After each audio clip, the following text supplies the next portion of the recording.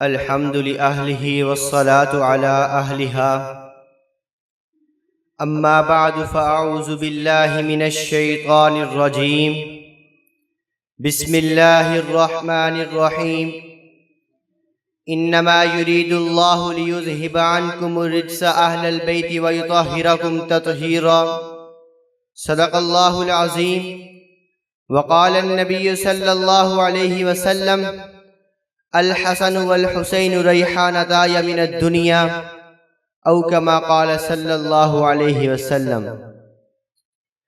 قنادیل علم شمعہ بصیرت شموس دانائی، جس موضوع کی بکھری ہوئی پتیوں کو سمیٹ کر الفاظ کے گلدستے میں سجا کر مشک و عنبر سے معطر کر کے آپ کی سماتوں کے نظر کرنا چاہتا ہوں، وہ ہے شان و مقام امام حسن مجتبیٰ رضی اللہ تعالی عنہ.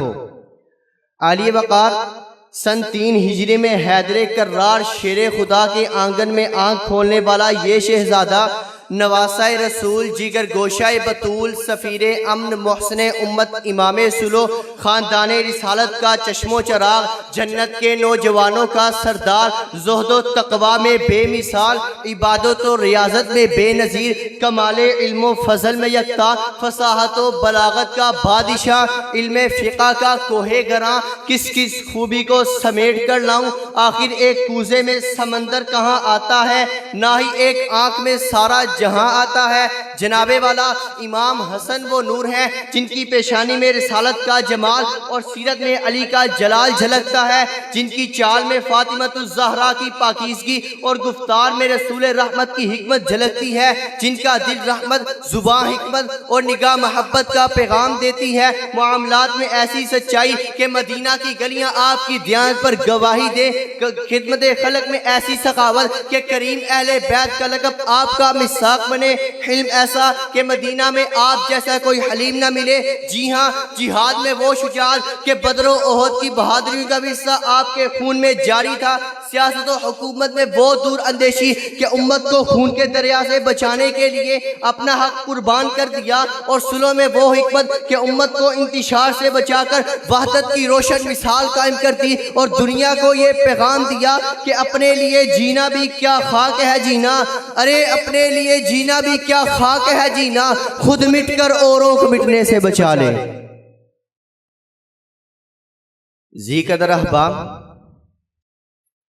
جب میں امام حسن کی شان کو پرکھنے کے لیے قرآنی آیات میں غوطہ زن ہوتا ہوں تو ششدر رہ جاتا ہوں کہ جس کی سیرت کا ہر جز قرآنی آیات کا عملی نمونہ دکھائی دیتا ہے، جس کے عدل کو دیکھوں تو اعدلوا هو اقرب للتقوی کا مفہوم سمجھ میں آتا ہے. عبادت و ریاضت پر نظر دوڑاؤں تو تراہم رکعان سجدہ کی جھلک دکھائی دیتی ہے. اعمال و اخلاق، افعال و اقوال کو دیکھوں تو اعد لہم جنات تجری تحت الانہار کے سچے وارث نظر آتے ہیں. جس کے صبر کو دیکھوں تو وَاصْبِرْ إِنَّ اللَّهَ مَعَ الصَّابِرِينَ کی تفسیر آشکارا ہوتی ہے. جس کی عاجزی کو دیکھوں تو وَعِبَادُ الرَّحْمَنِ الَّذِينَ يَمْشُونَ عَلَى الْأَرْضِ هَوْنًا کی حقیقی تفسیر نظر آتی ہے. جی ہاں، جس کی تطہیر کو دیکھوں تو قرآن پکار اٹھتا ہے: انما یرید اللہ لیذہب عنکم الرجس اہل البیت ویطہرکم تطہیرا. جس کی ولایت کو دیکھوں تو قرآن انما ولیکم اللہ ورسولہ والذین آمنوا کے موتی بکھیرتا ہے. جس کی سلو کو دیکھوں تو قرآن وَالصُّلُحُ خیر کا منظر پیش کرتا ہے. جس کے جہاد کو دیکھوں تو وجاہدوا فی اللہ حق جہادی کا مفہوم سمجھ میں آتا ہے.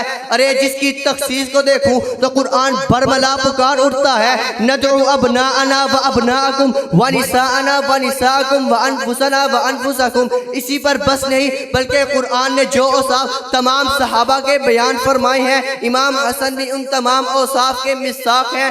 اگر صحابہ اولئک هم الصادقون، اولئک هم المفلحون، اولئک هم الفائزون، اولئک هم المؤمنون حقا کے مصداق ہیں، تو امام حسن بھی ان تمام اوصاف کے مصداق ہیں.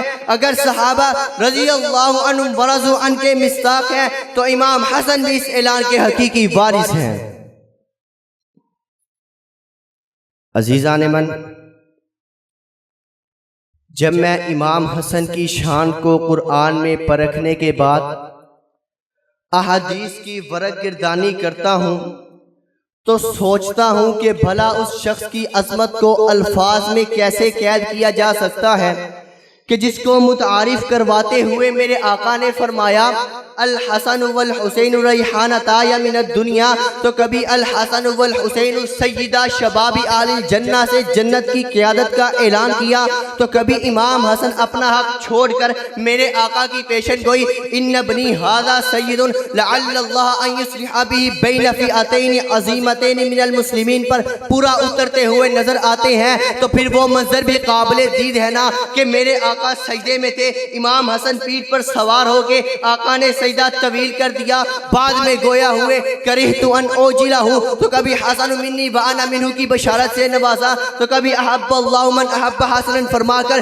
امام حسن کی عظمت کو 4 چاند لگا دیے، تو پھر یہ کہنا بجا بنتا ہے سراپا فہم و حکمت پر نبوت ناز کرتی ہے، حسن تیری بصیرت پر بصیرت ناز کرتی ہے، حسن جو ستارہ ہے نبوت کے ستاروں میں اسی روشن ستارے پہ رسالت ناز کرتی ہے۔